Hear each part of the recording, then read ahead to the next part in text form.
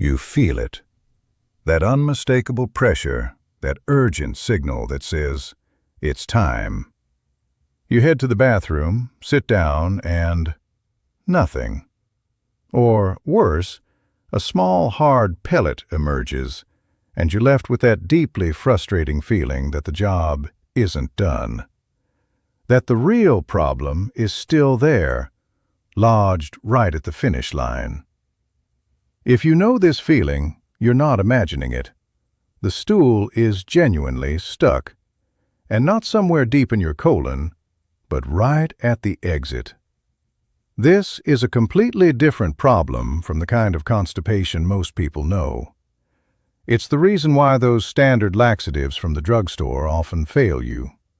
They're designed for a different problem entirely.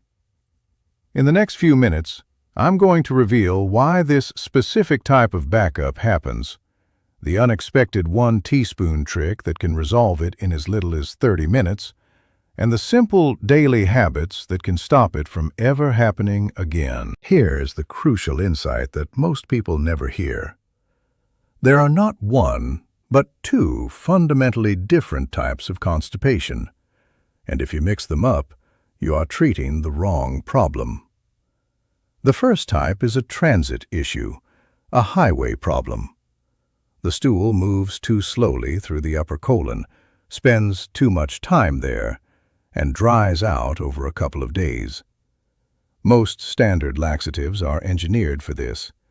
But you are dealing with a different beast. The stool has already made the journey. It's successfully traveled all the way down and arrived at the final station, the rectum. But that's where it stops. It refuses to leave. This is what's known as outlet constipation, or dyschezia. It is incredibly common, especially as we get older, yet it's widely misunderstood. So why does it get stuck at the literal last inch? Imagine the rectum as a small, flexible holding chamber, the final few inches before the exit. Wrapped around the bottom of this chamber is a crucial muscle called the puborectalis. It acts like a muscular hammock or a sling. When you are standing, or more importantly, when you are sitting upright on a standard toilet, this sling pulls the rectum into a sharp bend. Think of it like a garden hose kinked to stop the water flow. That kink is an ingenious biological design to keep you continent during the day. But when it's time to go, that muscle has to relax and release the kink. If it doesn't, the stool hits that bend like a car at a dead end and just stops. It gets stuck right there. To make matters worse, the longer that stool sits in the rectum, the more the body continues to pull water back out of it. So, while it waits, it becomes harder, drier, and more like a firm plug. The usual culprits are things you might expect: low fiber, not drinking enough water, or simply ignoring the urge when you're busy. But there are more hidden causes, too. Certain medications like opioids for pain, iron supplements, or some blood pressure drugs are notorious for this. Add to that a pelvic floor that has simply forgotten how to relax, and the frustrating fact that all these issues become more common with age. You might think pushing harder is the answer, but it's the opposite. Straining doesn't open that kink, it tightens it.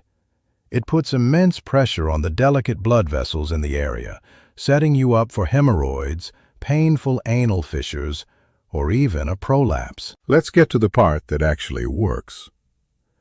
When the stool is already stuck in the rectum, you don't need a heavy-duty laxative that takes 2 days to travel through your entire system. You need a solution that acts locally and quickly. You need something that pulls water directly into the stool that's already there. The rescue remedy is 1 teaspoon of milk of magnesia. That's the dose.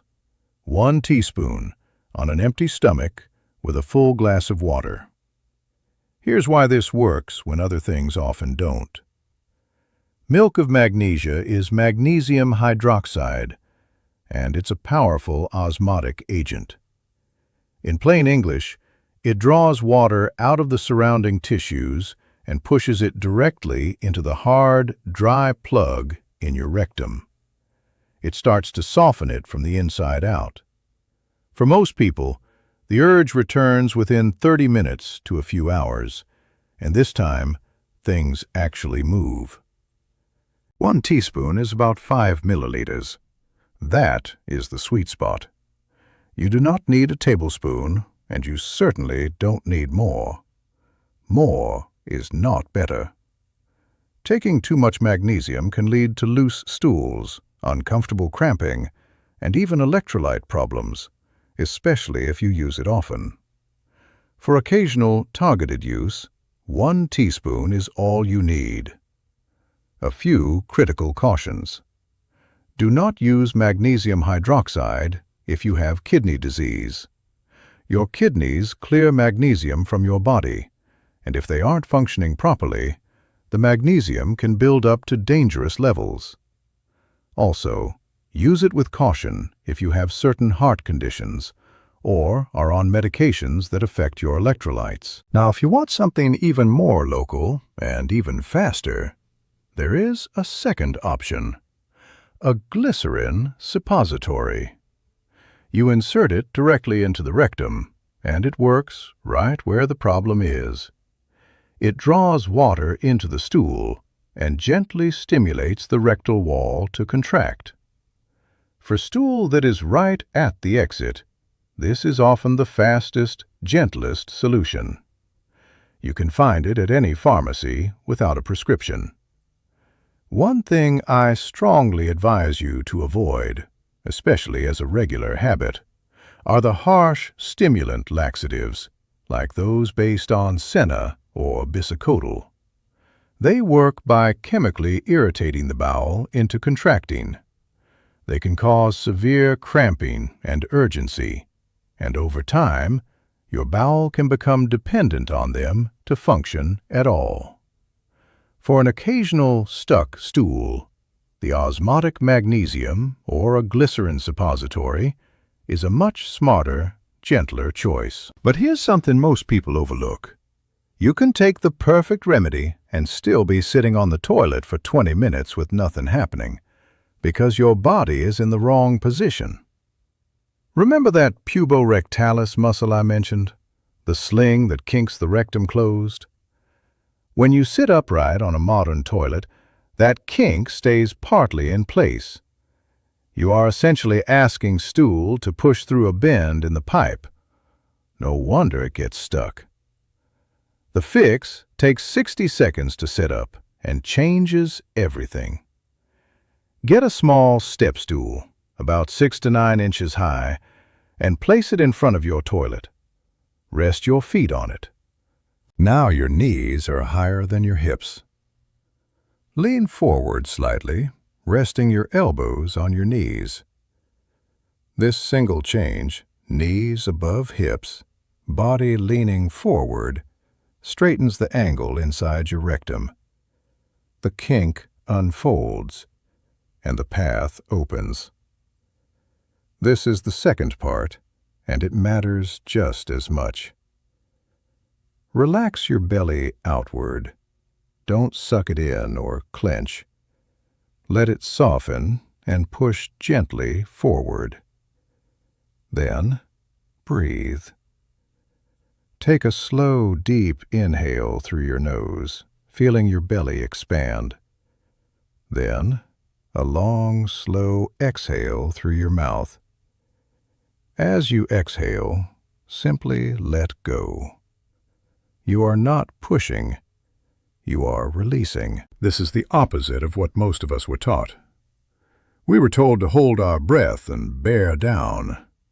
That actually tightens the pelvic floor and clamps the exit shut. Belly breathing tells those muscles to release, to relax. Try this combination. Feet up, lean forward, belly out, Slow exhale.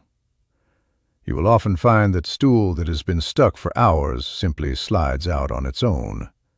No straining, no force, just mechanics done right. Now, let's shift focus from emergency rescue to long-term prevention. The goal isn't to rely on milk of magnesia every week. The goal is to make sure the stool never gets that hard in the first place. This comes down to a few specific, powerful foods. Each one has serious science behind it. Each is cheap and easy to find. And when you use them together, most people stop having stuck stool episodes altogether. The first is kiwi fruit. 2 green kiwis at dinner. That's the dose. Studies have shown that just 2 kiwis a day can improve stool frequency, soften consistency, and reduce straining within a few short weeks. Kiwis contain a unique combination of soluble fiber, water-binding compounds, and a natural enzyme called actinidin that gently supports digestion.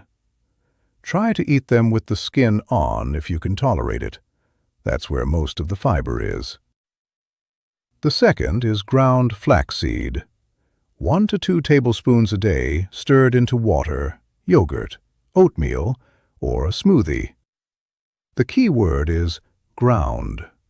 Whole flax seeds will pass right through you, doing very little. Ground flaxseed provides soluble fiber that absorbs water in your gut, forming a soft, gel-like mass that stays hydrated all the way down to the rectum, so it never dries out into a plug. Start with 1 tablespoon and drink a full glass of water with it. The third is prunes. 5 to 6 prunes, or about half a cup of prune juice, in the evening. Prunes are nature's gentlest laxative for a reason. They contain sorbitol, a natural sugar that acts as a mild osmotic agent, pulling water into the stool just like magnesium does, but in a slower, more food-based way. Research has actually shown prunes to be more effective than psyllium fiber supplements for mild constipation. So that's the daily routine. Kiwi at dinner, ground flaxseed in the morning, a few prunes in the evening. Simple, cheap, and quietly powerful. Here is where I have to correct 2 of the most common mistakes I see, and they're the reason so many well-meaning people actually make their constipation worse. Mistake number 1, adding more fiber without adding more water. This one is huge. Fiber works by absorbing water.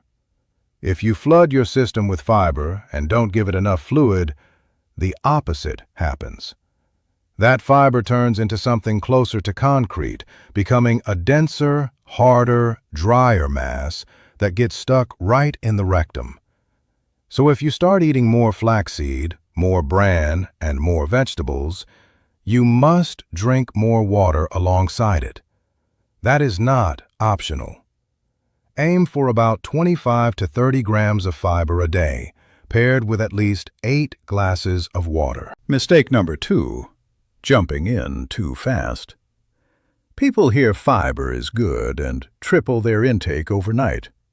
The result is bloating, gas, cramping, and often worse constipation than they started with. Add fiber slowly. Just 5 extra grams a week is plenty. Your gut needs time to adjust to the change. And one more thing, perhaps the most important of all, honor the urge. When your body tells you it's time to go, go. Your rectum has a reflex. When it fills, it signals your brain. If you ignore that signal again and again, the reflex starts to fade.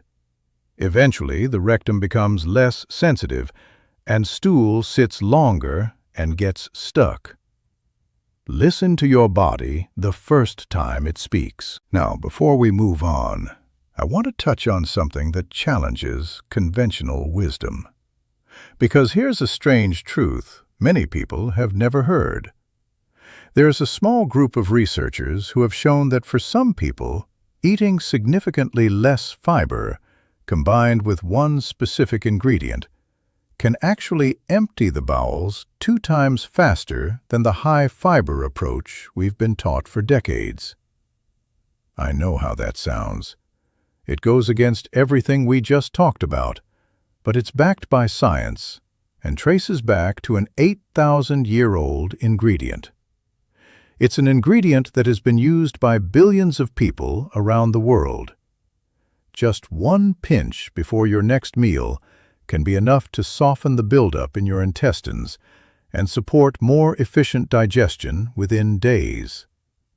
No restrictive diets, no expensive probiotics, no medications. Now, before we wrap up, I must be direct with you about something important. Most stuck stool episodes are mechanical and relatively harmless. They respond well to everything we've discussed, but your body also sends clear signals when something more serious is happening. These signals deserve attention. See a physician promptly if you notice any of the following. Blood in the stool, especially dark blood or blood that's mixed in rather than just on the surface. A small streak from straining is one thing. Anything more deserves an evaluation. Unexplained weight loss along with changes in bowel habits. A sudden change in stool shape, particularly stools that have become pencil-thin and remain that way. Constipation that starts suddenly with no clear cause, especially if you're over age 45. Severe abdominal pain, vomiting, or an inability to pass gas. These can signal a true obstruction and are a same-day medical issue. And finally, repeated episodes where the stool becomes so stuck you cannot pass it at all, even with these remedies. None of this is meant to frighten you. Knowing the warning signs is empowerment. So, let's pull it all together. Stool stuck in the rectum is its own unique problem and needs its own unique solution. Regular laxatives that act higher up in the colon miss the mark entirely, which is why so many people feel like nothing helps. When you're stuck right now, the rescue is simple. 1 teaspoon of milk of magnesia on an empty stomach with a full glass of water, or a glycerin suppository for something even faster. Then sit properly. Feet up on a stool, knees above hips, lean forward, belly soft, and breathe out slowly. Let go instead of pushing. To keep it from coming back, eat 2 kiwis at dinner, a tablespoon of ground flaxseed in the morning, and a handful of prunes in the evening. Drink enough water, add fiber slowly, and the moment your body tells you it's time, go. Your body is not fighting you. It's asking to be heard.